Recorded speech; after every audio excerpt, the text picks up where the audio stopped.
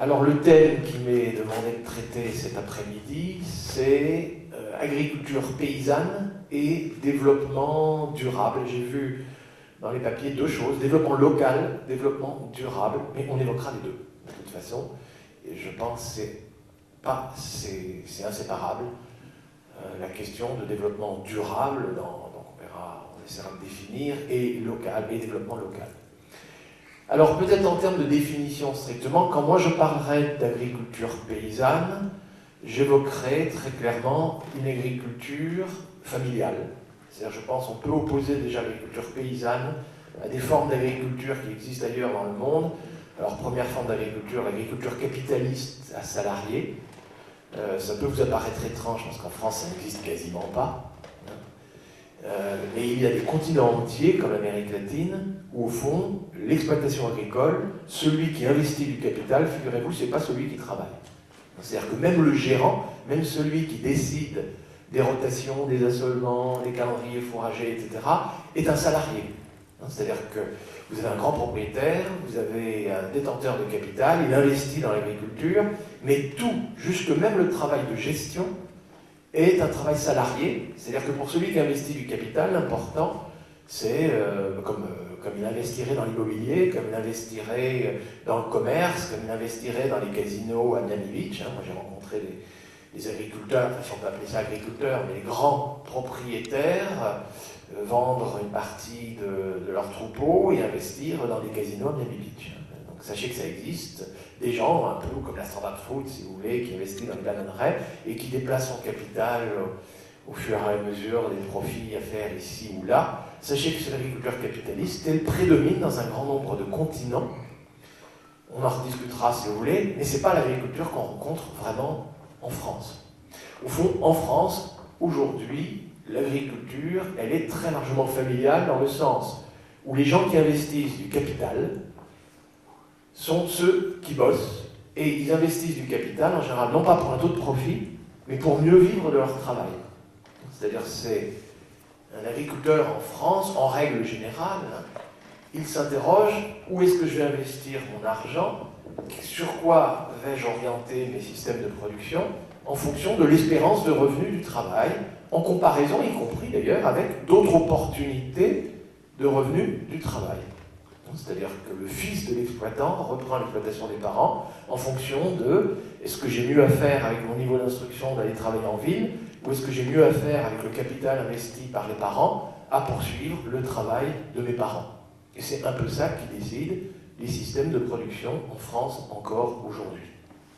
Même s'il existe une agriculture qu'on qualifie d'entreprise, même s'il existe un peu une agriculture patronale où l'agriculteur emploie éventuellement un salarié, rarement deux en permanence, et c'est sans doute pas par ici qu'on la rencontre, parfois des journaliers, des saisonniers, ça on le voit dans les fruits, légumes et autres, mais l'agriculture française, en règle générale, n'est pas une agriculture dans laquelle l'exploitant est un vrai capitaliste. Un capitaliste, c'est quelqu'un qui a du capital, qui déplace son capital en fonction des opportunités de taux de profit entre l'agriculture, l'immobilier, et le commerce et d'autres activités. Alors, l'agriculture paysanne ne se réduit pas que à l'agriculture familiale. J'appellerais agriculture paysanne une agriculture familiale, certes, mais ancrée dans le pays. C'est-à-dire, en règle générale, en France aussi, l'exploitant a repris l'exploitation de ses parents, qui lui-même, les parents, avaient repris l'exploitation d'autres parents, ou en tout cas une exploitation de la région. Alors, c'est parfois aujourd'hui de moins en moins vrai dans certaines régions, mais globalement, on peut le dire, l'agriculture française, elle est faite d'exploitants qui ont d'abord appris toute une gamme de savoir-faire en commençant à exploiter chez leurs parents.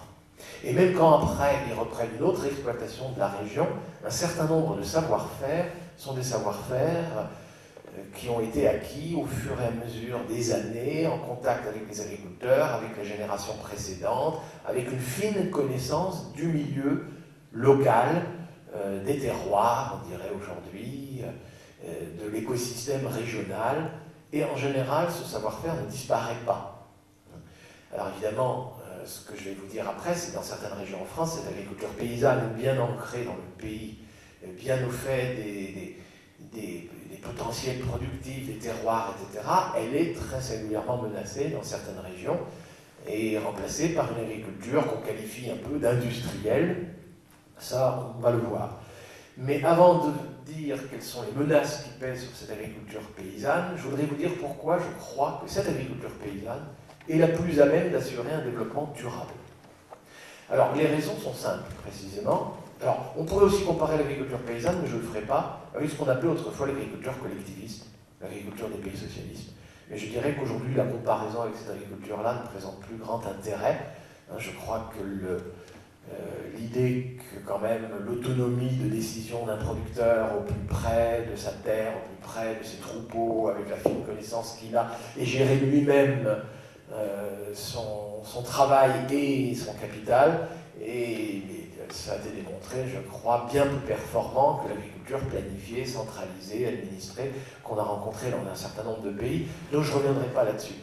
Mais autrefois, on qualifiait l'agriculture paysanne un peu en opposition à ces deux autres types d'agriculture. L'agriculture capitaliste qu'on rencontre vraiment en Amérique latine, par exemple, pas seulement, en Afrique du Sud aussi, dans d'autres régions du monde aussi, et l'agriculture collectiviste qui était celle de la Russie, enfin de l'Union soviétique et des pays de l'Est autrefois.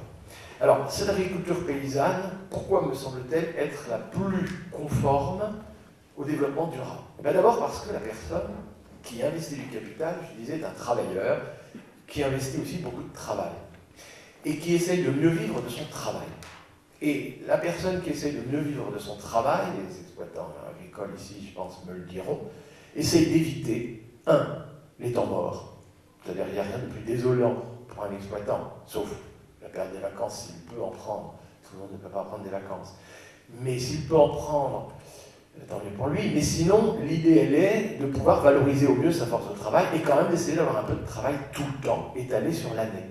Et d'éviter au contraire les trop grosses pointes de travail où on est obligé soit de diminuer les surfaces travaillables, soit diminuer la taille du troupeau, soit avoir recours à la force de travail salariée. Et rien que ça fait qu'en France, pendant très longtemps, les agriculteurs, pour au fond étaler les temps de travaux, pour assurer le plein emploi de la force de travail familiale, pour éviter d'avoir recours à la force de travail salariée, à des remplaçants, etc., eh bien, on tentait donc d'échelonner les temps de travaux, et échelonner les temps de travaux, en règle générale, c'était un grand nombre de variétés. Étaler les temps de travaux, c'est un grand nombre d'activités, pas seulement une activité agricole, mais parfois agriculture-élevage. Et on le sait, et la région ici, au fond, est le bon témoignage qu'une agriculture paysanne allait souvent de pair avec une très forte association agriculture-élevage. Et vous savez que derrière ça, derrière l'association agriculture-élevage, eh bien, il y a le circuit court pour les pailles. Les pailles peuvent servir aux litières, les animaux s'appellent encore sur des litières. L'urine rencontre, j'allais dire, les pailles, les microbes en font du fumier. Et je sais que sur la question du fumier, certains trouvent que je manque d'objectivité vu mon nom, mais ça c'est à discuter. Mais il n'en reste pas moins qu'il y avait quand même un recyclage, et au fond il y avait une très grande proximité, on va dire carbone-azote, c'est-à-dire que les agronomes diraient le carbone de la paille et l'azote de l'urine servaient à nourrir des microbes qui constituaient la production de fumier, qui constituait la production d'humus dans le sol, et l'humus c'était quand même, et c'est encore dans les régions où il y a l'association polyculture-élevage, une capacité de rétention de l'eau dans les sols, une grande stabilité structurale des sols, une capacité aussi de retenir les éventuels engrais chimiques que l'on amène, des cations échangeables et autres, juste pour dire que c'était quand même relativement efficace. Et je crois qu'il nous faudra, en France, on va le voir, je plaiderai pour ça tout à l'heure, que dans certaines régions où ceci a été détruit, la question va quand même se poser de est-ce qu'il ne faudrait pas parvenir un jour à y revenir à une plus grande association carbone-azote, agriculture-élevage. Je pense que ça va être le plus difficile dans la reconversion de l'agriculture française, mais je pense, si le prix du pétrole vient à monter dans les proportions qui nous sont annoncées, on va devoir s'y préparer. Alors, précisément, cette agriculture paysanne dont on voit encore les traces et l'efficacité dans certaines régions comme la vôtre, comme les régions ici autour, elle a été très attaquée, très menacée, pour des raisons parfaitement compréhensibles. C'est plus, vous allez imaginer, et je tiens tout à vous dire, je tiens exactement les mêmes propos devant les agriculteurs de Rédoire, hein, donc l'une des régions en France où l'agriculture est la plus spécialisée. Et effectivement, je suis au regret de leur dire qu'ils ont une agriculture qui est à la fois très productive et très destructive. Et le leur dire ne veut pas dire que je cherche à montrer les agriculteurs du doigt, à les montrer comme des coupables, à les stigmatiser en aucune sorte, mais au contraire, je crois qu'il faut s'interroger sur pourquoi dans certaines régions en France, nous sommes allés beaucoup trop loin, mais beaucoup trop loin, dans la spécialisation agricole et dans la standardisation de nos productions. Alors, si on veut un jour, face à la montée des prix du pétrole, savoir revenir vers une agriculture plus raisonnable de ce point de vue, il faut s'interroger sur les raisons pour lesquelles on a quand même été vers cette agriculture qui a des aspects non seulement productifs, certains disent productivistes, mais aussi très destructives, et pourquoi pas employer d'ailleurs le mot destructiviste, à ce moment-là, je ne sais pas ce que ça veut dire, mais on va en reparler. Alors je dirais première chose, il y a d'abord le cahier des charges qui a souvent été imposé en aval par l'agro-industrie. Et l'un d'entre vous est venu me voir tout à l'heure en disant, au fond, il y a peut-être une responsabilité des coopératives. Alors attention, il n'y a pas que les coopératives, il y a aussi les entreprises agroalimentaires privées, qui elles-mêmes ont à faire face souvent à des grandes surfaces, qui imposent des conditions qui, vous le savez, au nom du moindre coût, c'est-à-dire de l'alimentation au plus bas prix, ça restera vérifié si c'est toujours le moindre coût pour le consommateur ou la plus grande marge pour les grandes et moyennes surfaces, ou même parfois certaines franges de l'agribusiness, ça faudra quand même que l'on s'interroge. Mais je dirais dans un cas comme dans l'autre, l'idée elle a été délivrée pour des raisons d'économie d'échelle au stade industriel et au stade conditionnement commercialisation, imposer des produits calibrés, standards, pouvant être assez facilement industrialisés et mis sur les rayons pour des consommateurs. Ça, quand même, il va falloir qu'on s'interroge. Il y a quand même des consommateurs, on le sait, qui fréquentent les hard discounts, hein, on dit comme ça aujourd'hui dans notre bon français, enfin, les grandes surfaces au plus bas coût, parce que leur pouvoir d'achat est insuffisant. Donc il nous faut quand même aussi répondre à cette question de nourrir des populations dont toutes n'ont pas les pouvoirs d'achat pour acheter les produits bio ou d'appellation contrôlée, etc. Ça fera, si vous voulez, l'objet du débat. Alors, ce cahier des charges, il a été très largement imposé par l'agro-industrie et, je dirais, pour tout un marché, d'une certaine façon, et parfois même, ça peut faire l'objet du débat, parfois même les coopératives se sont pliées à ce cahier des charges, c'est-à-dire ont imposé finalement à leurs coopérateurs un certain nombre des conditions qui leur étaient imposées depuis l'aval. Se sont fait de fait un peu les intermédiaires auprès de leurs propres adhérents. Donc, vous savez, si vous voulez encore avoir des revenus et exister encore dans 20 ans, il faudra peut-être faire des investissements dans telle ou telle direction. Et ceci, ça fait depuis déjà la Deuxième Guerre mondiale qu'on est dans ce courant-là. Votre région étant, à mon avis, l'une des moins affectées par cette question-là, mais c'est toute l'agriculture française, vous allez voir, qui est quand même affectée par le fait que ce que je viens de vous dire a eu lieu.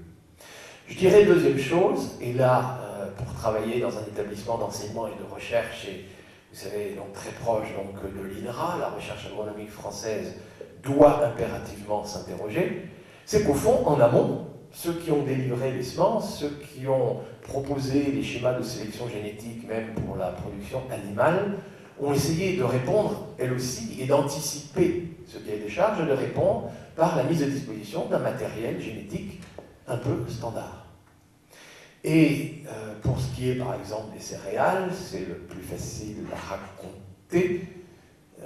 C'est peut-être le plus facilement réversible, parce qu'on sait que la sélection animale, faire marche arrière, il y a une inertie dans la sélection animale qui est bien plus grande que dans la sélection végétale. Mais pour parler, par exemple, des céréales, le principe fondateur de la recherche agronomique moderne en France, il a quand même été un peu celui-là. Les surfaces sont limitées sur la planète, la population du monde s'accroît, donc impérativement il faut s'interroger sur comment accroître les rendements à l'unité de surface, et on va donc livrer aux agriculteurs un matériel qui a un haut potentiel génétique de rendement à l'unité de surface. Et même quand il parlait de rendement à l'unité de surface, c'était, vous savez, le rendement, c'est d'abord capter l'énergie solaire, et en faire des calories alimentaires. Nos calories, notre énergie vient du soleil, c'est les végétaux qui par photosynthèse le fixent sous forme d'amidon, de sucre et autres, mais l'idée était au fond des plantes, des variétés capables de bien intercepter cette lumière. Voilà. Et tout l'effort apporté là-dessus. En plus, je vous le dis tout de suite, je ne veux pas trop détourner du débat, mais fallait, comme on allait investir beaucoup d'argent, il fallait amortir ça très vite. Et vous allez voir qu'au fond, le rendement du capital, la rentabilité des investissements effectués, même quand c'est une recherche publique, a été le moteur un peu de ce qui nous arrive aujourd'hui. Mais l'idée est de dire, on va sélectionner quelques variétés dans des lieux donnés, avec l'espoir que ça puisse passer partout. C'est-à-dire économie d'échelle. Toujours cette histoire, économie d'échelle. Hein, qu'on investit quelque part, après qu'on puisse l'amortir très vite sur de vastes surfaces en très peu de temps. Et au nom de ces économies d'échelle, l'idée était d'avoir des variétés donc capables de bien intercepter la lumière et dont les caractéristiques liées au terroir, vous savez, les variétés qui sont un peu sensibles à la longueur du jour et de la nuit, ce genre de choses. Si vous voulez que ça puisse être cultivé depuis les régions nord ou les régions sud, etc., il faut que ce soit insensible aux variations du jour et de la nuit. En tout cas, de gommer dans le potentiel génétique tous ces caractères qui étaient un peu accrochés au terroir, justement. Et de faire des variétés, au contraire, qui puissent passer le plus possible, un peu partout. Ensuite, il fallait aussi aboutir à des résultats concrets et très vite. C'est-à-dire que quand on fait de la sélection variétale, on teste des variétés, on va faire évidemment plusieurs répétitions pour vérifier que le rendement plus élevé d'une des variétés se répète bien très souvent en comparaison avec les autres. Et pour s'assurer de ça, il faut s'assurer d'ailleurs que le rendement qu'on va mesurer, dont on va calculer la moyenne, provient bien de la variété et non pas... le sol ici était moins fertile, le sol était plus fertile par là, là-bas il y avait des attaques de champignons, là-bas c'était des insectes, ailleurs c'était des nématodes, ailleurs c'était mal clôturé, il y a un bœuf qui est venu pâturer. Non, pas question de ça. Et il fallait absolument s'assurer que les différences de rendement provenaient de la variété. Donc il fallait homogénéiser le milieu. Alors, évidemment, on a fait les recherches sur les sols les plus fertiles, pour qu'il n'y ait pas de cailloux. Enfin, pour homogénéiser la quantité de cailloux dans un terroir, le mieux c'est de prendre une terre sans aucun caillou. Pour homogénéiser la quantité de phosphate dans un terroir, même s'il y a une petite différence de fertilité naturelle, c'est de mettre beaucoup de phosphate. C'est comme ça, la petite différence des milieux naturels, elle disparaît. Pour éviter qu'il y ait des champignons, on met des fongicides. Pour éviter qu'il y ait des insectes, on met des insecticides. Pour éviter qu'il y ait des nématodes, on met des nématicides. Pour éviter les mauvaises herbes, soit on désherbe bien, soit on met des herbicides. Enfin, on a sélectionné ces variétés, si vous voulez, dans un milieu totalement contrôlé. Et on a cherché à maximiser les rendements, parce que c'était ça qui était mesuré, en oubliant quand même un peu, dans un premier temps, il faut être clair, les coûts. C'est-à-dire que ça a été rendement à l'unité de surface, et, alors vous imaginez bien, les variétés qui ont été sélectionnées ont un très haut potentiel génétique de rendement. Alors il faudrait dire très haut potentiel génétique de rendement photosynthétique à l'unité de surface. Pour parler court, on a dit variété améliorée. Mais le mot amélioré, c'était un peu une façon aussi des agronomes de dire aux paysans ce qui était meilleur. Et je pense qu'il nous faut aujourd'hui, je ne vous le cache pas en recherche agronomique, revenir, si on veut une agriculture plus proche des terroirs et plus durable, on le verra, revenir à une toute autre forme d'expérimentation agronomique et reconnaître que c'est les paysans qui font des innovations et que les agronomes devraient être là plutôt pour accompagner les innovations paysannes.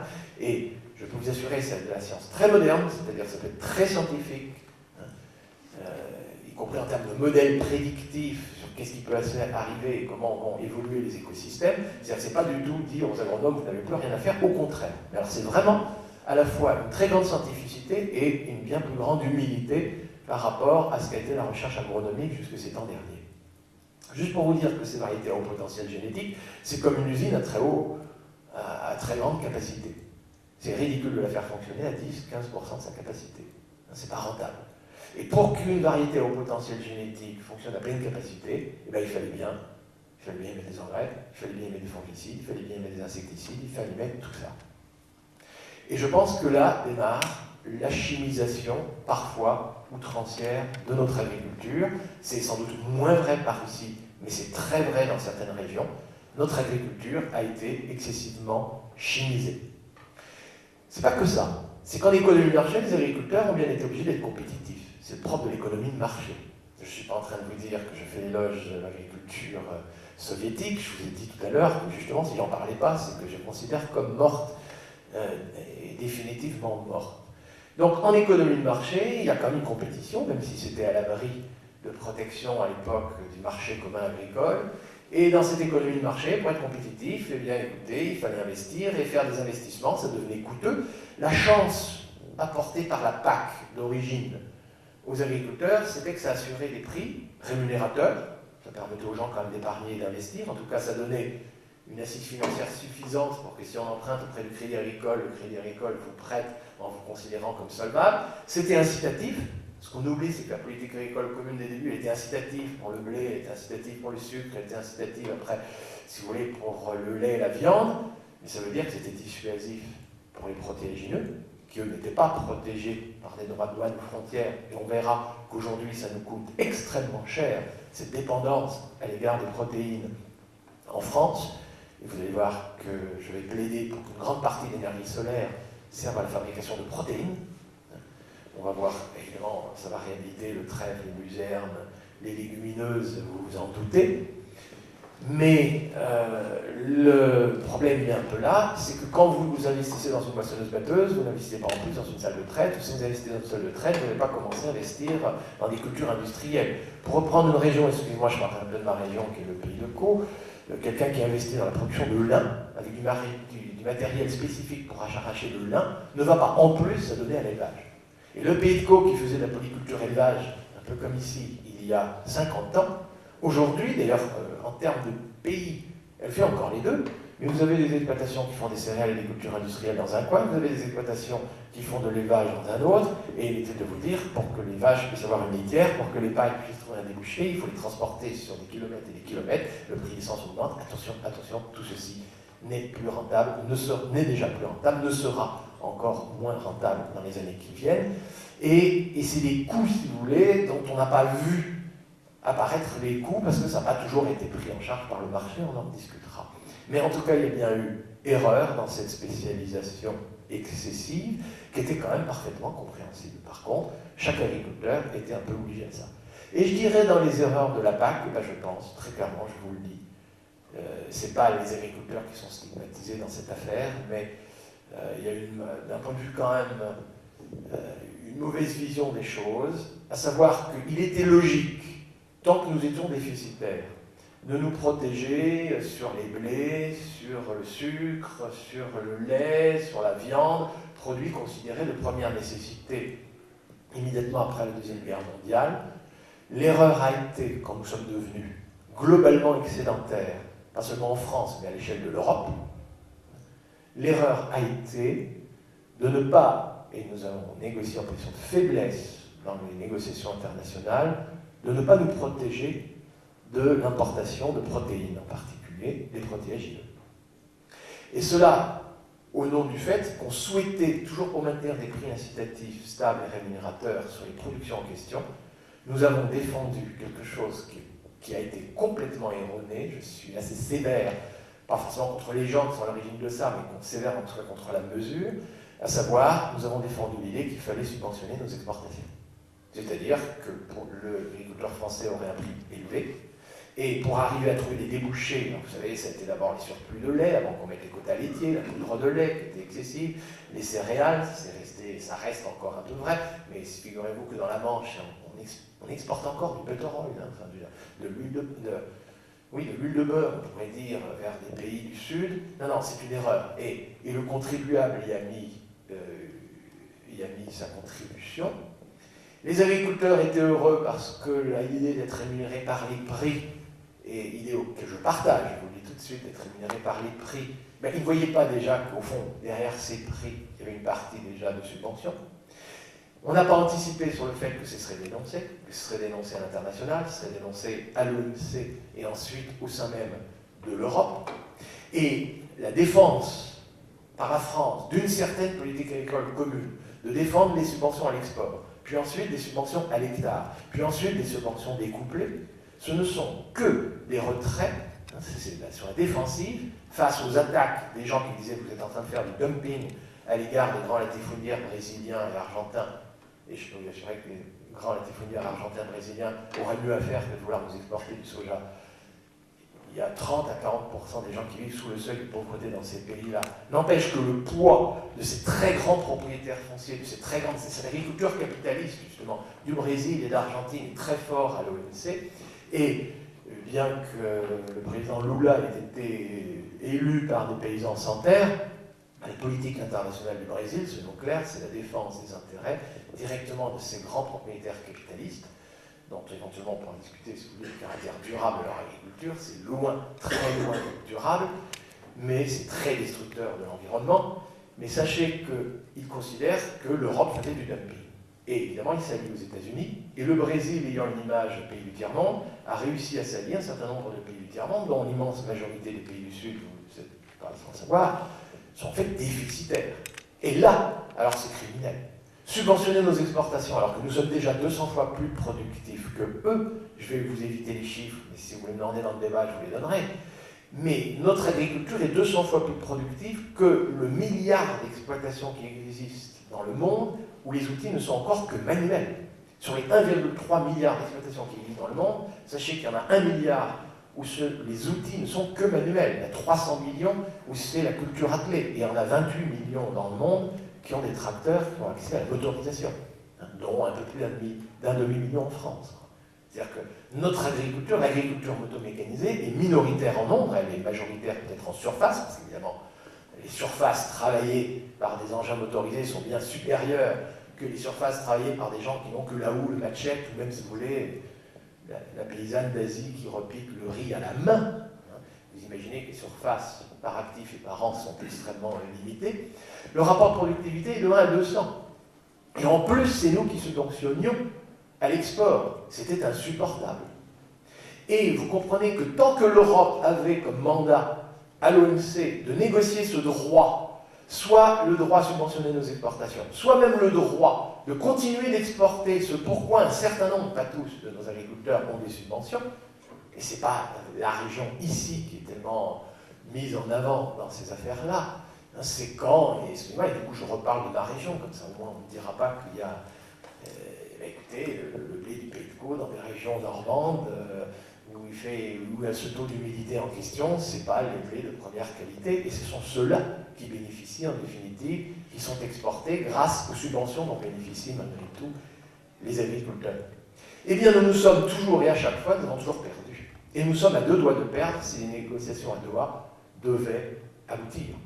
Dans les négociations à Doha, la question porte sur les services, la négociation porte sur l'agriculture, la négociation porte sur la propriété intellectuelle, et si les négociations dans le cadre du cycle de Doha devaient aboutir avant juillet, peut-être ne savez-vous pas, mais si on n'arrive pas à un accord en juillet 2007, il y aura peut-être des négociations internationales qui porteront sur l'agriculture, mais le mandat pourrait être changé, parce que le mandat qu'a donné le Congrès américain au gouvernement nord-américain pour arriver à Doha, il se termine en juillet. Et je ne vous cache pas qu'en ce qui me concerne, je considère que si nous échouons à Doha, ce sera une réussite pour l'agriculture française. Parce que ce sera le moment de remettre éventuelles négociations, où est-ce qu'elles seront menées, j'en sais rien, mais sur de toute autre base. Parce que dans le cadre des mandats actuels, le plus probable, c'est que pour ça arriver à un consensus in extremis, en toute hâte, en juin 2007, c'est que, évidemment, on est toujours obligé de faire des concessions, on aborde ceci pour gagner cela. Et bien vous savez ce qui pourrait arriver, c'est que pour défendre un crocodile sur une chemise, droit de marque, et vous savez que c'est dans les discussions à Doha, on abandonne nos indications géographiques protégées, c'est-à-dire nos AOC, nos labels, c'est-à-dire que, et oui, on en est là. C'est-à-dire qu'effectivement dans les négociations, il y a, n'oubliez pas, le droit de marque, label, certification et autres. Et la pression de Brésiliens ou des États-Unis pour qu'on réduise les indications géographiques protégées à des marques, parce que je ne sais pas si vous vous rendez compte, un crocodile sur une chemise, c'est une création intellectuelle. Il fallait le faire, un crocodile sur une chemise. Alors qu'un fromage appellation fourme de Forez, excusez-moi, c'est un produit cutéreux. Alors, c'est la provoque ce que je vous dis là, mais le risque est énorme quand on cherche précipitamment à aboutir à des négociations. Et n'oubliez quand même pas que dans ces négociations, il n'y a pas que l'agriculture. Voilà. Et donc, ces négociations est très mal engagée. Et la proposition, parce que maintenant, pour défendre l'agriculture paysanne, celle qui précisément, grâce en général à la diversité de ces systèmes de production, la proximité du carbone et de l'azote et ce genre de choses, eh bien effectivement, je crois qu'il nous faut revenir vers une agriculture que l'on qualifierait aujourd'hui plus agroécologique. Alors, les méfaits de l'agriculture industrielle sont peu visibles dans des régions comme la vôtre. Mais la spécialisation outrancière de l'élevage porcin en Bretagne, attention, les éleveurs bretons ont bossé comme des dingues, hein. Ils ne manquent pas de mérite en termes de travailleurs. N'empêche que les nappes phréatiques sont polluées. On sait aujourd'hui que c'est réversible, et même peut-être plus réversible qu'on ne l'imaginait, si on prend soin de ne pas concentrer tous les élevages de cochons au même endroit, etc. Mais même en Normandie et dans mon pays de Caux, au fond c'est plus les engrais azotés, et même avec les efforts d'agriculture raisonnée et tout ce que vous voulez, dans les deux cas, céréalière ou élevage excessif, les nappes sont aujourd'hui polluées. Elles sont polluées évidemment par les nitrates, c'est peut-être pas ça le plus grave, elles sont, alors je ne parle pas dans les régions de production de patates, de pommes de terre, dans le pays de Caux, alors par les pesticides, etc. Aujourd'hui, la société, la Belle de Paris, le docteur Bellepomme, enfin je veux dire, vous avez les franges entières de l'opinion publique qui n'acceptent plus ça. Même si un grand nombre de craintes évoquées ici ou là, vaches folles, alors par contre, des régions où les animaux étaient sur pâturage ont considérablement souffert, un certain nombre de peurs peuvent être indues, mais il n'en reste pas moins que dans le pataquès entre la dioxine, le transgénique, la vache folle, les pesticides, le cancer, etc., il faut que notre société, consommateurs et agriculteurs, nous retrouvons ensemble, y voyons clair sur ce que nous souhaitons faire et que nous dominons l'affaire. Et que nous nous interdisions éventuellement, on l'a fait, d'importer de la viande aux hormones en provenance des États-Unis, et vous savez que nous avons perdu à l'OMC par le tribunal, parce qu'à l'OMC, il y a l'endroit où on légifère, c'est les grands cycles. Mais il y a aussi l'endroit où les juges, qui sont en fait des experts, et dont il faudrait savoir comment ils sont nommés, décident. C'est-à-dire qu'il y a une jurisprudence de type anglo-saxon qui se met en place à travers l'organisme des règlements des différences. On dit à l'OMC, hein, c'est comme ça qu'on l'appelle. Il y a des jugements qui ont valeur de jurisprudence et après qui vont devoir s'imposer. C'est-à-dire que les jugements d'après vont devoir se conformer aux jugements antérieurs. Et qui ont été donc donné tort à l'Europe et c'était la France qui était le fer de lance pour qu'on évite d'importer des viandes, on va dire, dopées, issues des feedlots nord-américains, etc. La même chose risque de se produire sur le transgénique, c'est-à-dire que l'ORD risque de nous donner tort, le combat n'est pas terminé, mais le grand... Et donc il nous faut vraiment revenir à quelle agriculture on veut, et là c'est toutes les régions agricoles confondues qu'il nous faut arriver à cela. Alors, je pense qu'il nous faut revenir à une agriculture beaucoup plus agroécologique. Et la proposition d'une agriculture beaucoup plus agroécologique, c'est faire un meilleur usage, effectivement, de l'énergie solaire. Non pas en posant la question à travers une variété, puis ensuite après un type d'animal, tout lait, tout viande, par exemple. Alors là, c'est normand, hein, comme il y avait une race mixte autrefois. Je regrette d'avoir vu la race normande commencer à faire du lait comme une Frisonne ou comme une Holstein, c'est-à-dire un lait de plus en plus... enfin encore blanc, mais de moins en moins riche, hein, alors que justement on dépense beaucoup de carburant à transporter un lait qui ne devient que de l'eau, et avec des vaches que malgré tout, je caricature, je sais, mais qu'on nourrit quand même de plus en plus comme des cochons. C'est-à-dire avec des protéines qui viennent du Brésil, et avec de moins en moins d'herbe, quoi. Et là, il y a un vrai problème. Alors qu'il y a une issue. Et l'issue, elle serait justement de ne pas raisonner la photosynthèse, la captation de l'énergie solaire à travers une variété, mais à travers des populations végétales. Et alors, c'est vrai que le Normand revient à l'assaut. Une prairie sous pommier en Normandie, je suis désolé, il y avait une grande variété de graminées, une grande variété de légumineuses, il y avait les pommiers avec leur enracinement profond, aller chercher des éléments minéraux en profondeur, la chute des feuilles, ça fertilisait les sols, sachez-le, ça avait aussi des vertus, etc. Il nous faut revenir, évidemment, toujours sur le raisonnement, comment mieux intercepter cette lumière. Et alors, c'est 1000 fois plus intéressant que ce qu'on a fait, y compris parfois en Bretagne avec le maïs en silage, où un grand nombre de mois par an, les rayons du soleil tombaient à terre, soit sur la terre à nu, soit sur la terre entre les rangées de maïs avant que ça ne recouvre la totalité du sol, à coup sûr, pour ce qui est de l'économie du carbone et de l'azote, si on repart comme ça, si on fait vraiment d'économie agricole, c'est aujourd'hui l'économie des cycles du carbone et de l'azote qu'il nous convient de faire, les populations végétales qui recouvrent le sol quasiment en permanence, qui se font parfois un léger ombrage, tous les rayons du soleil tombent sur des feuilles, et ces feuilles, de plus, dans les associations végétales, en règle générale, elles fonctionnent avec des échanges gazeux, c'est-à-dire qu'elles continuent de transpirer, mais une plante qui transpire et qui respire, c'est une plante aussi qui est capable d'intercepter le carbone de l'air, de rejeter l'oxygène, et donc de fixer le carbone, etc. Il nous faut repenser à ça. Et il nous faut y revenir, il y a urgence. L'urgence, c'est, vous l'avez compris, l'accroissement du prix du pétrole, l'accroissement des prix en énergie. Et la question se pose de que faire de nos surfaces. Alors d'abord, il y a trop de surfaces en France qui est retournée à la friche. Il y a trop de friches qui ne servent à rien dans le Limousin, dans certaines régions. Vous êtes moins affectés peut-être que la Creuse par cette déprise agricole, ce retour à la friche qui sert quasiment à rien. Mais enfin, dans le monde du Forez, on voit quand même, dans ces fameux timbres-postes, on voit quand même parfois ici ou là des choses qui ressemblent à ça. C'est déjà trop, il y a déjà trop d'agriculteurs qui ont quitté la campagne, je pense. Vous savez que chaque fois qu'une exploitation n'est pas reprise, c'est-à-dire qu'elle ne sert que à l'agrandissement d'une autre, et donc il y a un emploi en moins, même si le fils de l'agriculteur qui ne reprend pas trouve un emploi, il prend l'emploi à quelqu'un qui n'en trouvera pas. Quand vous avez 10% de chômeurs en France, non, l'urgence c'est de maintenir des emplois. C'est donc une agriculture plus artisanale, c'est une agriculture qui continuera plus paysanne, donc du coup qui revient à l'idée d'assurer le plein emploi toute l'année, une force de travail, si possible dans des conditions moins pénibles que celles des grands-parents bien sûr, mais sans doute une agriculture qui sera plus diversifiée et avec des produits qui sont plus artisanaux. Et si on cherche non pas le maximum de rendement maintenant, mais un optimum entre le rendement et l'unité de surface, qui sera peut-être moindre, mais avec des coûts, et en particulier des coûts en produits chimiques, et en ce que les économistes appellent les externalités négatives, c'est-à-dire des coûts pour la société, la pollution des nappes, les pesticides, etc., qui ne sont pas pris en compte par le consommateur ou par celui qui achète les engrais, mais qui sont pris en compte par la sécurité sociale quand elle essaye de nous soigner, et des choses comme ça.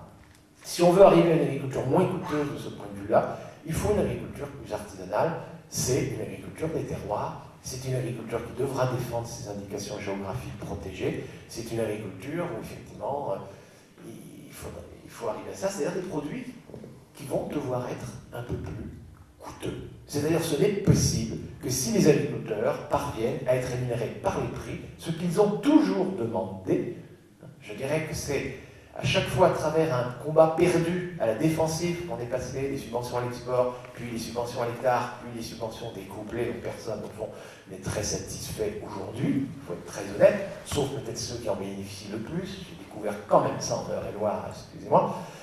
C'est le lieu où les propos que je tiens sont les moins facilement compréhensibles, mais à quelques exceptions près, les aides découplées, fondées sur des acquis d'autrefois, etc., et de toute façon qui seront remis en cause en 2013, et sans doute déjà, Madame Fischer-Boel-Lexie, 2008, parce qu'il faut savoir que si les Français souhaitent que au moins le montant des subventions qui revient à l'agriculture française soit vraiment gelé comme il a été dit jusqu'en 2013, alors là il faut faire un geste, il faut qu'en 2008, sous présidence française, au moment de la réévaluation de la PAC, au moment où, Mme Fischer-Boel, on va reformuler les aides de la PAC, il faut absolument que la France fasse un geste fort, fasse une proposition constructive. Et cette proposition constructive, alors pour être très honnête, certains d'entre vous l'avez peut-être lu, sachez que je suis donc co-rédacteur de la partie agricole du pacte écologique de Nicolas Hulot.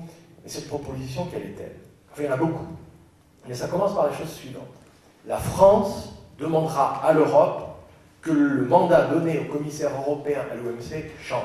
Nous renonçons définitivement à cet argument au nom de nourrir la planète. Nous renonçons à vouloir exporter vers les pauvres de la planète des surplus agricoles standards que nous avons en trop.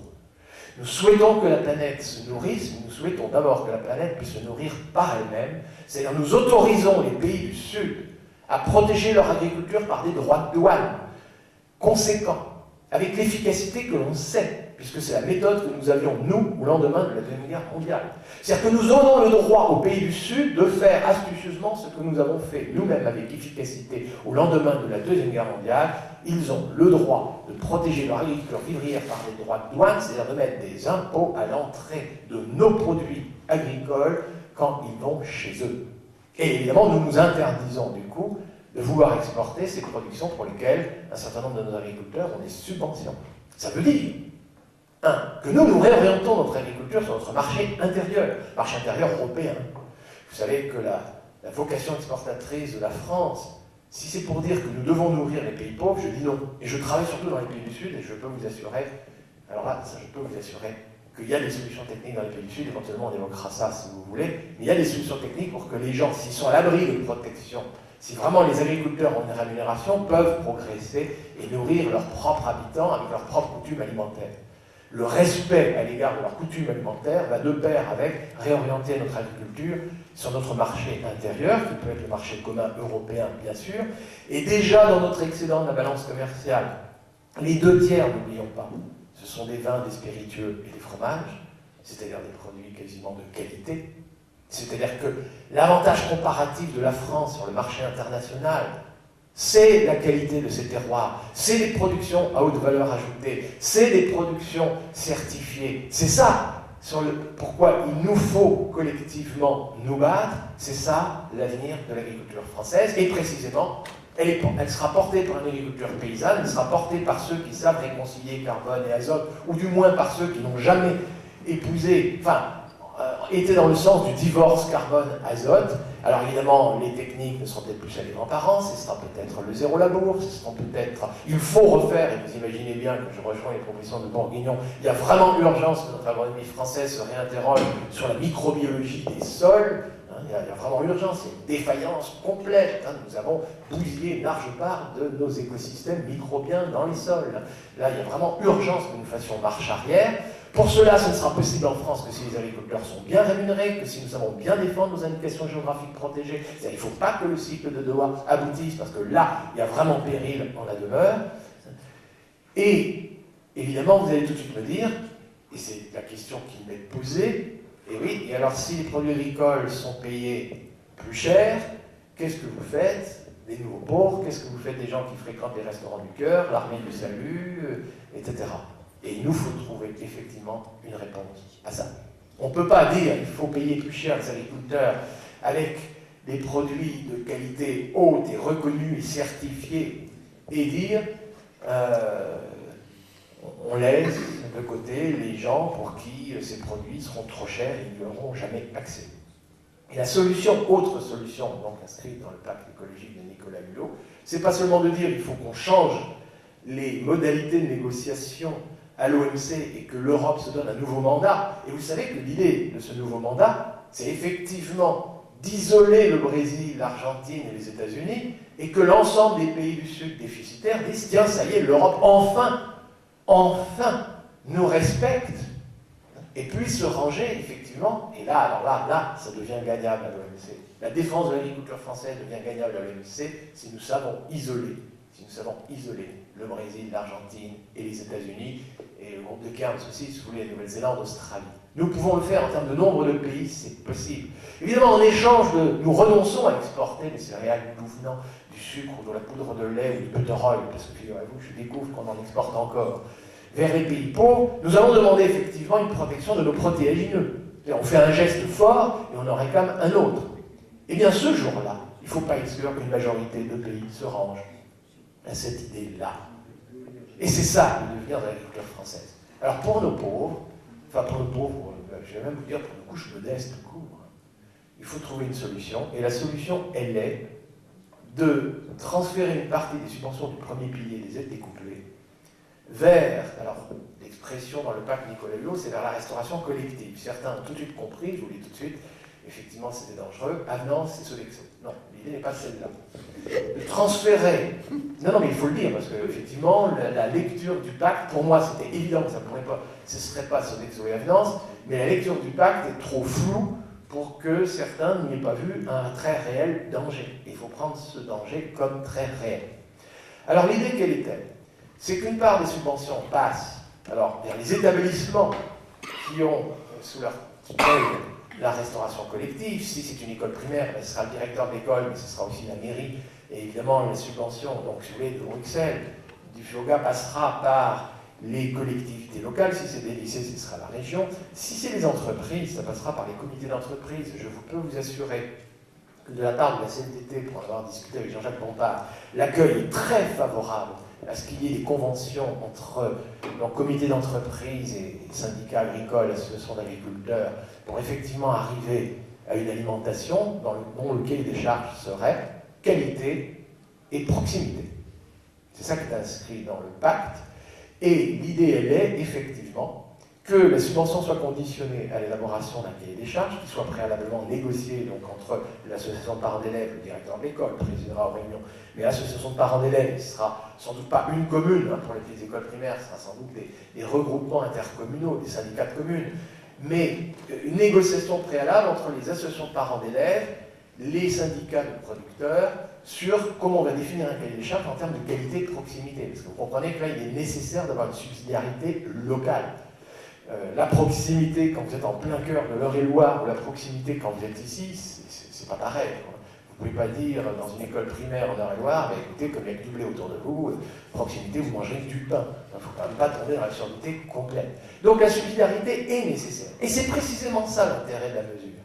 C'est que si vous commencez à rapprocher entre les usagers, enfin, ce sont parents d'élèves, ou les lycéens, si c'est dans des lycées, ils peuvent être représentés par leurs parents, mais si vous commencez par définir un cahier des charges pour relancer un marché, c'est-à-dire en fait pour élargir le marché à tous les circuits courts qui émergent ici ou là, à tous les produits certifiés de qualification ici ou là. Et évidemment, le bio est inscrit comme un critère de qualité, et il n'est pas inscrit que comme le critère unique de qualité, parce qu'il faudra s'interroger, produit fermier, produit ceci, produit cela. L'idée, elle est bien de relancer une dynamique qui permette de redéfinir, et alors là, vraiment, plus encore qu'avec une interprofession, puisqu'on y associe des consommateurs, de parents d'élèves et autres, des produits dans lesquels la certification fera l'objet d'un contrôle social entre les différentes parties. Après tout, c'est quand même comme ça qu'on arrive à exporter du roquefort. Parfois, ça devient un peu industriel dans les affaires, il faut qu'on fasse parfois un peu attention. C'était le champagne que je disais en l'occurrence, mais juste pour vous dire qu'au fond, dans les 2 tiers de notre excédent de la balance commerciale extérieure aujourd'hui, ce sont des produits pour lesquels il y a quelques décennies, parfois plus d'un siècle, on a essayé de défendre des agriculteurs qui étaient dans les conditions les plus difficiles. C'est-à-dire on a fait de nos terroirs difficiles un atout et un avantage comparatif sur le marché mondial. Et c'est ça que nous exportons aujourd'hui au sein de l'Europe et à l'extérieur de l'Europe jusqu'aux États-Unis. C'est ça qu'il nous faut continuer de poursuivre, et il faut absolument qu'à l'OMC, il nous soit donné la totale liberté pour arriver à une agriculture de plus en plus paysanne, de plus en plus durable, de plus en plus locale, ancrée dans ces terroirs. C'est ça à la fois qui respecte l'alliance carbone-azote, et c'est ça aussi qui permettra éventuellement d'éviter la déprise dans un certain nombre de régions aux conditions difficiles. Je crois que c'est possible. Il faut qu'on s'y mette. Merci.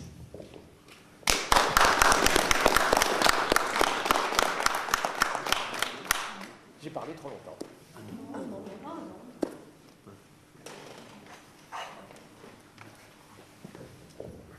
Avez-vous entendu parler de la charte de Bamako? Il y a une rencontre qui s'est déroulée de 70 paysans du monde, donc un contre-forum, enfin c'était pas le forum de Via Campesina, c'était un contre-forum à côté, sur la souveraineté alimentaire comme droit inaliénable des peuples, et par le passage notamment par les semences paysannes, entre autres, quoi. Vous avez entendu parler de ça ou pas? C'était en février dernier, donc il y a une charte qui est sortie, écrite par tous ces agriculteurs. Oui, donc j'en ai entendu parler. Alors, dans les éléments nouveaux qui me laissent penser que les propositions que je fais, inscrites dans le pacte de Nicolas Hulot, devraient être possibles, c'est effectivement ce virage qui est en train de s'amorcer dans les pays déficitaires du tiers-monde. Afrique de l'Ouest, c'est très nouveau, mais je dis bien aujourd'hui, Afrique de l'Ouest compris.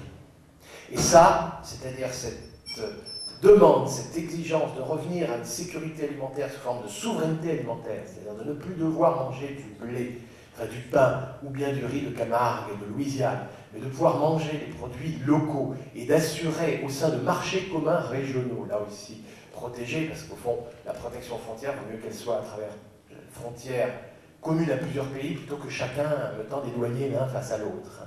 Et cette revendication est nouvelle, et ça, il faut vraiment s'en rendre compte. L'élément nouveau qui est décisif, on le voyait déjà dès Seattle, c'est l'émergence d'organisations paysannes organisées qui défendent cette idée fondamentale, souveraineté alimentaire des pays africains, comme l'a défendu l'Europe au lendemain de la Deuxième Guerre mondiale. Absolument. Et ce combat, donc, qui est celui qui pourrait être celui des agriculteurs français, celui d'une agriculture de qualité pour notre marché intérieur européen, peut très bien être partagé par des gens comme Amadou Sissoko, comme des gens comme ça qui sont animateurs du repas. Ils sont, au fond, eux se rendent bien compte que derrière nous, sécurité alimentaire, chez nous, c'est un peu sécurité sanitaire des aliments. Chez eux, c'est l'approvisionnement en calories, première nécessité, c'est la protéine ensuite en deuxième nécessité, mais au fond, c'est la même chose. C'est-à-dire, ne pas faire à l'OMC un libéralisme intégral, mais faire de l'OMC un lieu où il sera autorisé de créer des marchés communs régionaux qui négocieront à chaque fois l'échange de leurs produits agricoles, mais conditionnés à chaque fois par la souveraineté alimentaire. En fait, là, les 70 paysans, c'était du monde entier. Hein. C'était pas, ils se sont réunis à Bamako, mais c'était pas que des Africains. Mais le fait qu'ils soient réunis à Bamako, c'est très important. Alors, dans les marchés communs qui sont aujourd'hui possibles, tout nouveau, sachez-le, c'est les pays d'Asie du Sud-Est, qu'on appelait l'ASEAN, c'est l'association des nations d'Asie du Sud-Est, dans lesquelles vous avez Thaïlande, Indonésie, Vietnam, Laos, Cambodge aussi, Malaisie, etc. C'est assez nouveau, mais ça y est, l'idée de faire un marché commun agricole, alors ça veut dire chez eux, la Thaïlande et la Birmanie seraient les exportateurs de riz pour l'Indonésie qui produirait plutôt du caoutchouc, du cacao et autres, mais de définir un marché commun, en tout cas entre eux, comme cela, est en voie de discussion. Ça a longtemps capité, on pourrait dire, hein, échoué, et aujourd'hui, je pense, il y a des bases un peu plus saines pour y arriver. Vous avez, alors, c'est un peu compliqué, pourrait très bien faire l'objet d'un marché de cette nature, c'est la communauté andine des nations. Le problème, c'est la séparation, on va dire Colombie-Venezuela aujourd'hui.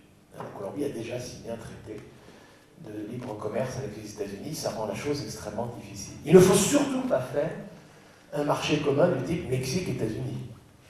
Parce que le marché commun Mexique-États-Unis, c'est le Mexique importer les maïs librement depuis les États-Unis. Le résultat, c'est que ça a mis en faillite tous les producteurs de maïs du Mexique. Et les producteurs en faillite, évidemment, dans le cadre du libéralisme, eh ben, on cherchait à migrer vers les États-Unis, on leur a dit non. On vous demande d'ouvrir vos frontières à nos produits agricoles, on vous interdit nos frontières à votre force de travail. Eh bien ça, cette question-là, c'est la question mondiale d'aujourd'hui. Et c'est aussi pour ça, c'est à mon avis la raison aussi pour laquelle nous pouvons gagner à l'OMC. Les mouvements migratoires, je déborde de votre question si vous me permettez, mais les mouvements migratoires intempestifs que nous observons aujourd'hui à l'échelle internationale sont très largement dus à l'appauvrissement de la paysannerie lié à la concurrence de nos produits agricoles qui, pour deux raisons, sont produits avec des engins motomécanisés, c'est-à-dire que nous sommes 200 fois plus productifs que eux, un actif produit 200 fois plus de valeur ajoutée chez nous que chez eux, et en plus c'est la nôtre qui était subventionnée. Et le libéralisme, je vous signale, la théorie néoclassique qui sous-tend la théorie libérale, dit qu'au fond, oui, il faudrait ouvrir les frontières et que tous les pays se spécialisent selon leurs avantages comparatifs, ceci à la condition, évidemment, qu'il y ait une libre concurrence, une concurrence parfaite, c'est-à-dire pas de monopole, qu'il y ait libre circulation des facteurs de production, dit la théorie néoclassique, mais en concret, quand les économistes parlent comme ça, libre circulation des facteurs de production, ça veut dire libre circulation des hommes et des marchandises, pas seulement la libre circulation du capital. Et vous savez que la théorie néoclassique était très formelle, eh bien la somme, dans ces conditions-là, bien sûr, la somme des intérêts individuels ferait l'intérêt collectif. S'il y avait une concurrence parfaite, vous savez que ce n'est pas du tout le cas, nous sommes dans une concurrence complètement imparfaite. Elle est imparfaite à cause des monopoles, elle est imparfaite à cause des frontières, elle est imparfaite à cause de... Certains disent ce puits de pétrole est à moi, d'autres disent ce latifundium est à moi, les paysans sans terre n'ont pas à y rentrer, et certains disent l'hexagone est une frontière et il n'est pas autorisé à tout le monde de rentrer. Mais imaginez qu'il y ait le libre-échange, l'affectation optimale des ressources, c'est effectivement de mettre beaucoup plus de gens chez nous. C'est-à-dire, si on regarde à l'échelle mondiale, il est un peu stupide de regarder des gens s'évertuer à travailler dans des régions semi-arides, dans des conditions extrêmement difficiles. Il faudrait les accueillir en très grand nombre sur nos limons dans le bassin parisien. Et évidemment, les États-Unis devraient accueillir en masse les Mexicains et tous les Haïtiens. Parce que, je vous assure, 250 habitants au kilomètre carré sur les sols squelettiques d'Haïti, je peux vous assurer, dans ces conditions de misère, je veux dire, l'urgence est qu'ils rejoignent les États-Unis. C'est le discours que je dois vous tenir si je suis libéral. Vous avez compris pourquoi je ne me présente pas aux élections avec un discours pareil. J'ai peu de chances d'être élu. Alors ok, alors disons-le. Et moi je suis aussi de ceux qui pensent qu'après tout le mieux serait que tout le monde puisse vivre et travailler dignement au pays, dans son terroir. Je suis pour l'immigration choisie.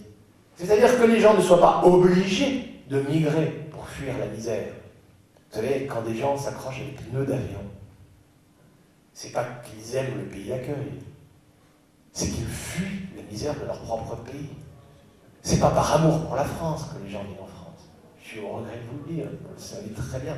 L'éventualité, c'est est-ce qu'ils vont pouvoir arriver à la France une fois arrivés, et ça c'est encore une toute autre question. Mais les raisons pour lesquelles les mouvements migratoires aussi massifs aujourd'hui, et nous ne voyons que la frange émergée de l'iceberg, c'est-à-dire que si vous regardiez, vous avez peut-être 1/5 de la paysannerie des Philippines qui a quitté son pays. Vous en avez qui sont, enfin, toutes les bonnes du Qatar, etc., sont des gens qui viennent des Philippines. Les mouvements migratoires, même si vous regardez les conflits en Côte d'Ivoire, vous découvririez que c'est quoi? C'est des gens qui ont quitté leur agriculture sahélo-soudanienne pour rejoindre la Côte d'Ivoire. Non, pour rejoindre la forêt. Comme un Brésilien, un caboclo, un paysan sans terre brésilien n'a pas d'autre ressource que d'aller déforester un peu plus loin la forêt amazonienne. C'est le seul endroit où la terre est encore gratuite. Et il y va. Vous pouvez mettre tous les gardes forestiers, ils continueront d'y aller tant qu'il y aura la misère. Tant que le type qui n'a que le machette, qui n'a que le brûlis, qui est en concurrence avec les maïs en provenance des États-Unis, mais je vais vous dire, il ne pourra jamais épargner pour, une fois que son écosystème est enherbé, pouvoir labourer. Il faudrait la charrue et un attelage, il faudrait faire pâturer, il faudrait au moins 2 bovins, il faudrait qu'il ait l'épargne, il faudrait qu'il soit rémunéré. Mais tant que son prix du maïs, il est indexé par les conditions de productivité du maïs nord-américain, écoutez, c'est faux, c'est impossible pour lui de dégager une épargne. C'est la misère des pays du Sud qui est à l'origine des mouvements migratoires. Il y a 3 lieux où migrer. Les banlieues des grandes villes. Oui, bah regardez ce qui arrive à Rio. Essayez d'aller vous déplacer à Lagos. Et même à Port-au-Prince. Je veux dire, je dois y aller le mois prochain. Et là, je pars ce soir au Brésil, mais non, mais il y a des quartiers qu'on ne fréquente plus, c'est-à-dire ces pays, y compris leur activité touristique. On parlait d'externalités négatives. Mais attendez, c'est ça. Le désordre mondial dans lequel nous sommes, c'est ça. Vous pouvez migrer vers les bidonvilles, insécurité, vous pouvez migrer vers les forêts, ce sera la déforestation qui va se poursuivre, parce que la reprise de la forêt chez nous, c'est pas ça le mouvement mondial. Le mouvement mondial, c'est l'inverse. Et sinon, pour les plus chanceux, c'est d'être travailleur clandestin ici, en France. Parce que là, au moins, on peut ramener un peu d'argent au village. Eh bien, si les gouvernements mondiaux s'accordent pour dire que c'est trop de désordre et que c'est support de l'intégrisme, du terrorisme, de tout ce que vous voulez, enfin d'un désordre qui est un peu un désordre de sauf qui peut, où on prend les planches qu'on peut, idéologiques qu'on peut, pour essayer de se défendre, le plus raisonnable serait effectivement de créer des conditions où il y aurait des marchés communs régionaux, les gens seraient protégés, ils ne seraient pas soumis à une concurrence de 1 à 200, il n'y aurait pas de dumping à travers des subventions indues. Ça veut dire pour nous réorienter notre agriculture vers le marché solvable. Ça veut dire pour nous relancer, déployer des trésors d'inventivité, et ça va être ça le travail de nos agronomes dans l'avenir, non pas pour faire des commodities, pour parler comme les Anglais, des produits tout venants, des produits standards, mais des produits de qualité qui trouveront preneur avec un marché solvable. La meilleure manière de relancer ça, de donner une taille critique à tous ces produits dans l'immédiat, c'est déjà de leur donner le marché de la restauration collective. 20% des repas, c'est pas rien pour relancer, créer une taille critique à tous ces produits qui émergent ici ou là. Et donc personne ne devrait être exclu. Même dans le Rémoire, il y a des gens qui m'ont dit, mais au fond, en plus de mes céréales, je peux commencer à faire des asperges vertes. Vous avez une coopérative en Loire qui fait des asperges vertes parce que vous avez un marché. C'est le marché plutôt asiatique pour les asperges vertes. Ça va, oui, écoutez. Et oui, il y a des possibilités de diversification. Je ne souhaite exclure personne de ces affaires. Vous avez quand même compris que la politique, elle est d'abord en priorité auprès des agricultures et des agriculteurs qui sont en conditions difficiles. Mais n'oublions pas, les 2 tiers de notre balance, de l'excédent de notre balance commerciale extérieure, elle provient de produits qui ont été protégés par des indicateurs, par des AOC autrefois, parce que c'était la façon de protéger les agriculteurs en conditions difficiles. Donc effectivement, les modalités techniques d'une opération comme celle-là, c'est d'abord alors, il y a plusieurs étapes. Déjà aujourd'hui, d'ailleurs, dans la restauration collective, au fond, Alors c'est vrai qu'il y en a qui ne sont pas externalisés, c'est-à-dire le cuisinier, c'est le cuisinier d'école, et puis il y a des lieux où la restauration collective est déjà externalisée, pour reprendre les mots de ces établissements, c'est-à-dire qu'ils confient ça à des sociétés, dont les deux plus grandes sont Sodexo et Avenance. Enfin, il y a heureusement des sociétés aussi de restauration locale, heureusement ça existe. Alors, la première procédure, je pense, et c'est à ça que serait conditionné le transfert de subvention, c'est qu'il y ait un cahier des charges qui soit clair en termes de qualité et de proximité, et je vais vous dire aussi de saisonnalité. Et on commencerait de toute façon par les écoles primaires, je vous le dis tout de suite, parce que c'est là aussi où peut se faire l'éducation au goût.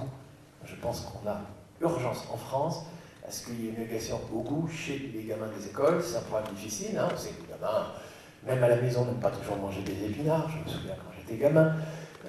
Et à la restauration collective, il est parfois difficile de faire manger un peu toute une gamme de produits. N'empêche que c'est quand même à ces âges-là que c'est dû que le goût.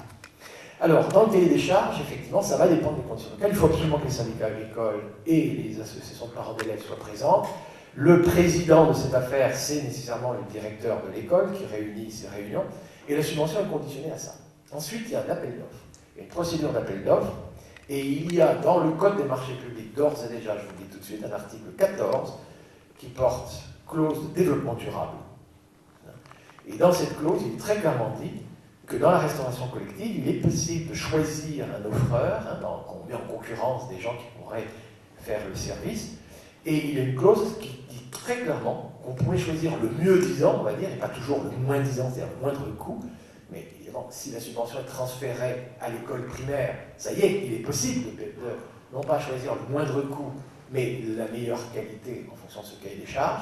Donc le cahier des charges est défini avant, on met en concurrence les offreurs, et il est totalement permis d'ores et déjà, même s'il fallait changer le code des marchés publics, changeons-le, mais d'ores et déjà, je peux vous assurer, il y a des mairies qui s'efforcent à y arriver et s'appuient sur cet article 14. Il y a des conditions de proximité, des conditions d'équité, des conditions d'environnement dans cet article 14. Or, c'est précisément des articles de cette nature-là qu'il faut arriver à mettre dans le cahier des charges. Donc, je veux dire, là, il n'y a pas forcément d'obstacle. Et vous choisissez celui qui répond le mieux à l'appel d'offres. Alors, qui choisit? Évidemment, ça va être le directeur d'école, peut-être le maire, parce que c'est par lui que ça transite, avec la participation de l'association de parents d'élèves et des syndicats. Et c'est évidemment au moment de cette mise en concurrence que vous vous assurez.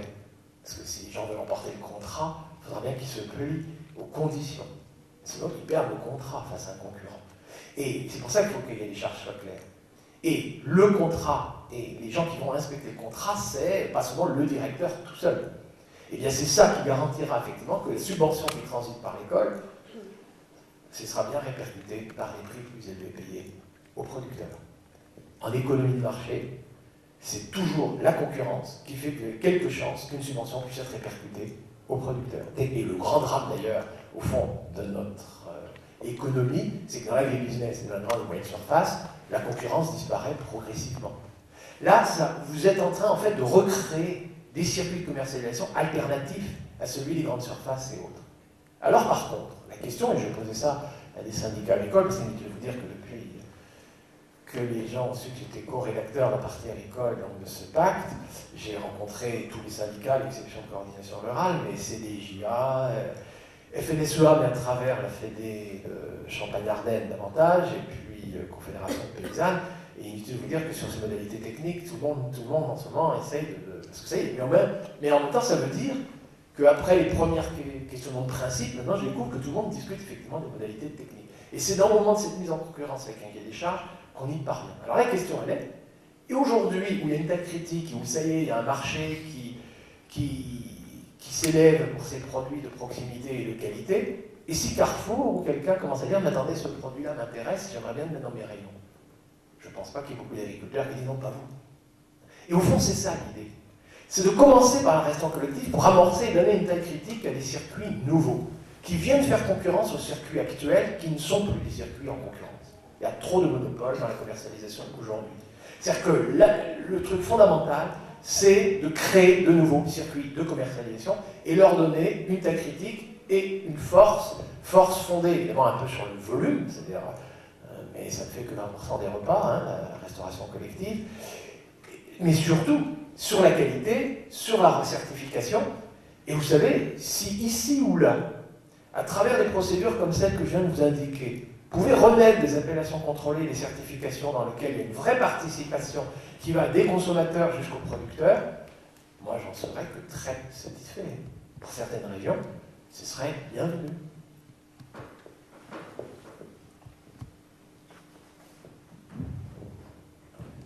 Je voulais revenir en arrière. Là. Vous avez basé votre exposé sur le maintien de l'agriculture dans le cadre de l'OMC.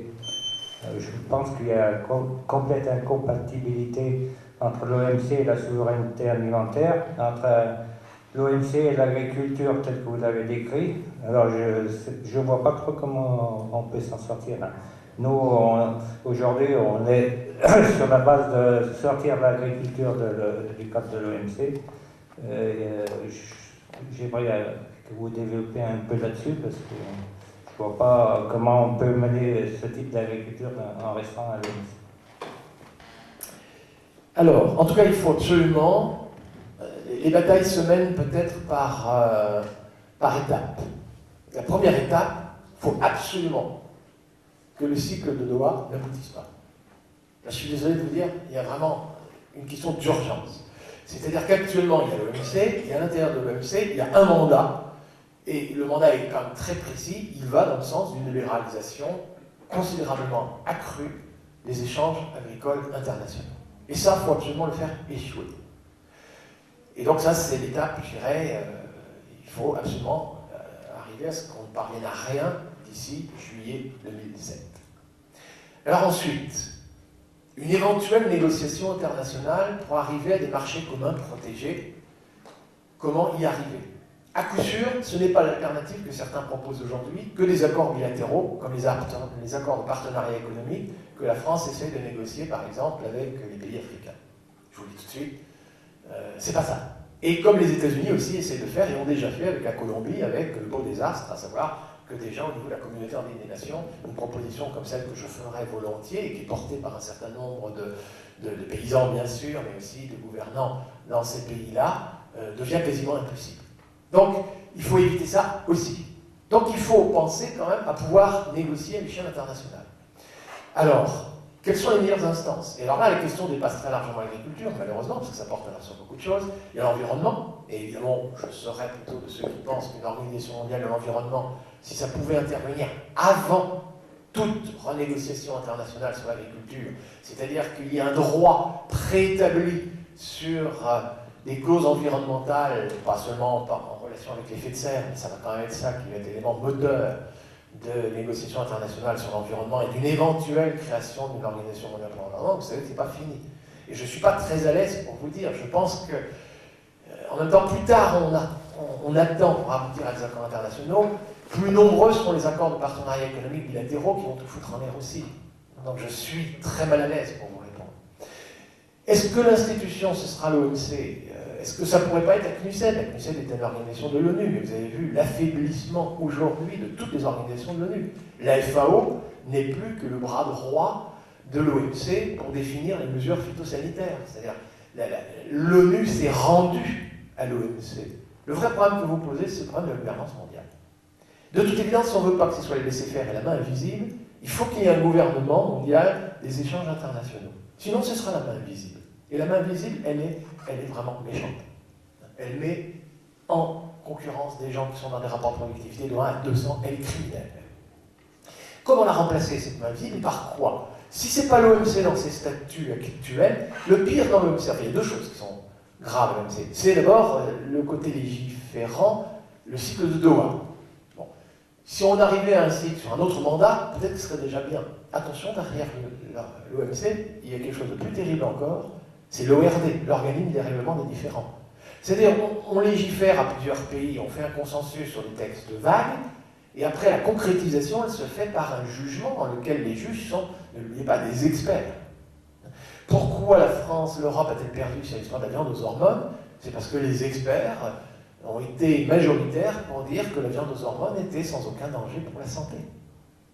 Et malgré tous les arguments avancés par l'Europe. Et c'est pas vous qui avez décidé qui sont les juges. Si d'ailleurs vous savez comment ils sont nommés, vous avez de la chance. C'est tout ce qui est de plus opaque. Il est peut-être encore plus là le problème de la remise en cause de l'OMC, me semble-t-il. C'est plus encore son organisme de cœur l'organisme de règlement des différends. Donc il faudra arriver effectivement à ce qu'il y ait un lieu où légiférer de nouveaux échanges marchands mondiaux, un lieu où négocier les arbitrages juridiques qui devront avoir lieu quand il y aura des querelles par rapport à cette législation. Je vois mal la CNUSED aboutir. Et il ne faut pas négocier le commerce indépendamment de te rassurer qu'on ne peut pas mettre le commerce avant certaines clauses environnementales, certaines clauses relatives à la santé, certaines clauses relatives à l'emploi. Le BIT, je suis désolé, c'est plus rien aujourd'hui. Je suis désolé de vous dire des choses pareilles, j'en suis le premier. Vous savez, la gouvernance mondiale, aujourd'hui, on se demande si ce n'est pas parfois le G7 ou le 7,5, je ne sais pas comment vous l'appelez. Parfois, il y a même un moment, je me demande si ce n'est pas un monsieur à Washington tout seul, quoi.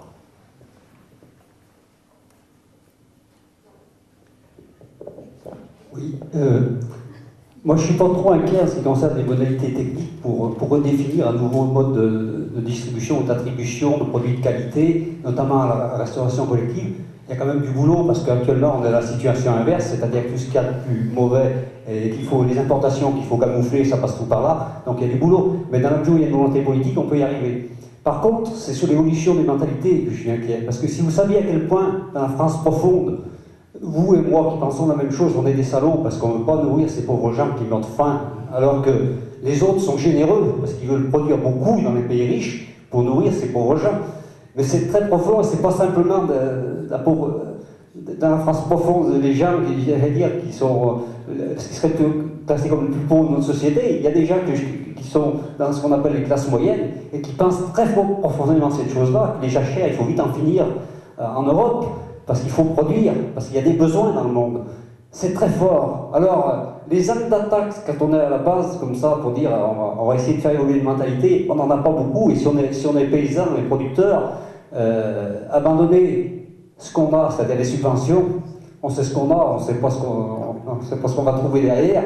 Et ben, là aussi, on a du boulot, nous, en tant que responsables agricoles, pour faire évoluer les mentalités.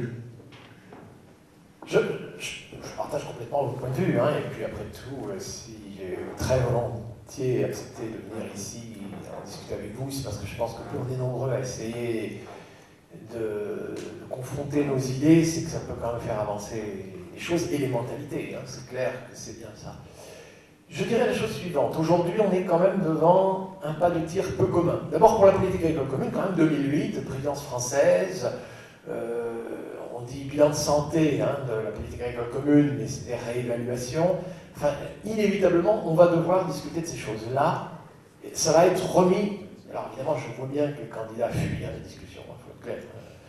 Tout le monde joue les skis hein, actuellement, enfin peut-être pas tous, mais en tout cas, ce qui nous revient par la radio et la télé, qui ne nous montre pas toutes les opinions non plus, j'en conviens, mais on joue les skis. Alors, ça c'est un premier point. Le deuxième point conjoncturel, et là, il peut être source de faire avancer les idées et peut être source aussi de les faire régresser. C'est l'accroissement du prix du pétrole. L'accroissement du prix du pétrole aujourd'hui nous oblige de toute évidence à revoir notre agriculture dans ce qu'elle est consommatrice d'énergie.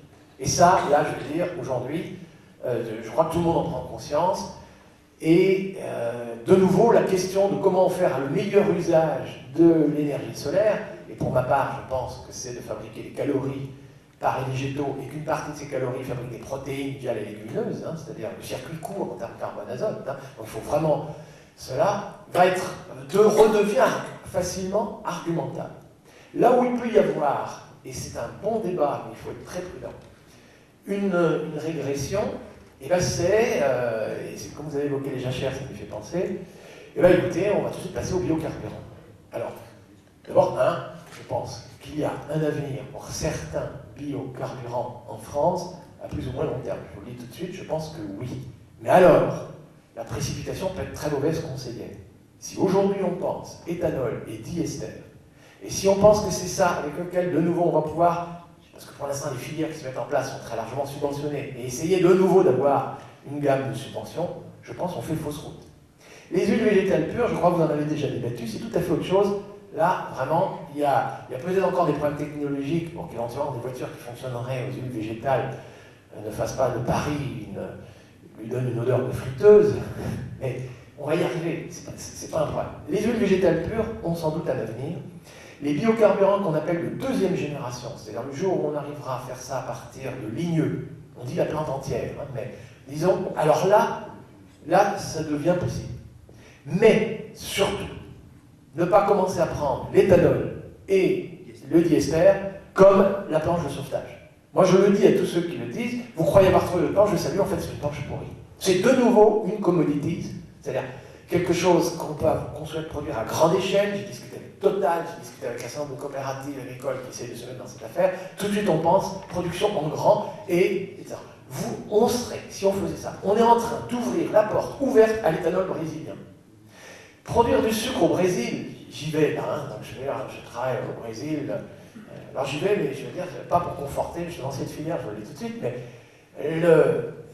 une exploitation, c'est 3000 hectares de canne à sucre. L'exploitation de 3000 hectares de canne à sucre dans l'état de São Paulo, je vais vous dire, pendant la saison des pluies, la canne à sucre, c'est une herbe, hein, la canne à sucre, hein, c'est graminé, ça pousse comme du raisin. C'est fabuleux, ça pousse très vite. Vous arrivez en saison sèche, il fait très lumineux le jour, il fait frais la nuit, c'est des respirations très faibles. Vous avez un taux de sucre dans cette canne, si vous voulez, forte photosynthèse le jour, très peu de respiration la nuit, et ça vous fait des cannes à sucre parmi les taux de sucre les plus élevés au monde, quoi. Et en plus de la technologie qui font que 3000 hectares d'un seul tenant, je veux dire, soit c'est une main-d'œuvre qui vient des favelas très peu coûteuse, soit c'est une machine, ils ont les deux, hein, et ça se côtoie. Qui fauche ça, c'est pas un matériel que vous avez, c'est très vite amorti, vous en rendez bien compte, et nous ne serons jamais compétitifs. Et ils ont des quantités d'hectares, et si la canne à sucre reporte le soja par derrière, le soja va se développer encore une fois au dépend de la forêt. Vous avez de toute façon des caboclos, des petits Brésiliens qui, avec le machette, sont en train de déforester, en train d'ouvrir des pâturages, et ensuite, après les pâturages, on met du soja, et après le soja, on mettra la canne à sucre. Et c'est horrible ce que je suis en train de vous raconter là. Si nous nous lançons sur ces produits-là, nous ouvrons très largement la porte aux grandes latifundiaires brésiliens et argentins, comme on l'a fait pour les protéagineux. Alors que dans 15 ans peut-être, on saura faire, y compris avec les taillis qui sont réapparus dans le Limousin, là, ou même les petits timbres-poste des monts du Forez, on peut faire de l'énergie avec des taillis sans apport d'engrais chimiques, parce que vous avez compris que l'éco-bilan de nos céréales, je vous dis bien, éthanol ou diester ou légumineuse, enfin protéagineux avec le diester. L'éco-bilan, il est grosso modo pour faire avec 1 litre de carburant fossile, vous avez 1,2 litre de carburant biocarburant. On est dans un rapport de 1 à 1,2, c'est très faible. Et ce calcul, il est fait avant qu'on nous prenne en compte, parce que pour produire les céréales, il y a le carburant pour fabriquer l'engrais azoté, et c'est tout compris, hein, c'est pas que le carburant du tracteur. Mais si de plus, on ne fait pas ça sur les jachères, mais on fait ça aux dépens d'une autre culture, la question va devenir à quel prix, en carburant, on va produire ce qui manque, et là, le bilan, l'éco-bilan devient négatif. Avec la lignocellulose, avec les taillis, je suis désolé, la seule énergie, ce sera la coupe. Et éventuellement le transport. Il faut penser des toutes petites unités décentralisées. En France, il nous faut peut-être penser une agro-industrie de terroir, petite dimension, délocalisée, y compris peut-être même pour l'éthanol, qui pourrait effectivement donner un marché à ces terres qui ont été soumises à la déprise agricole en France. Je vais remercier, parce que je crois que c'est une dernière question peut-être, mais c'est l'heure, hein, vraiment, le débat était passionnant. Vous devez nous quitter à 16h30, je crois. Oui, je suis Taxi désolé. vous attend, c'est ça? Donc tout va bien. Mais merci de ce que vous avez su dire, comment vous Écoutez, l'avez le dit surtout. plaisir était pour moi. Voilà. Merci beaucoup. Merci.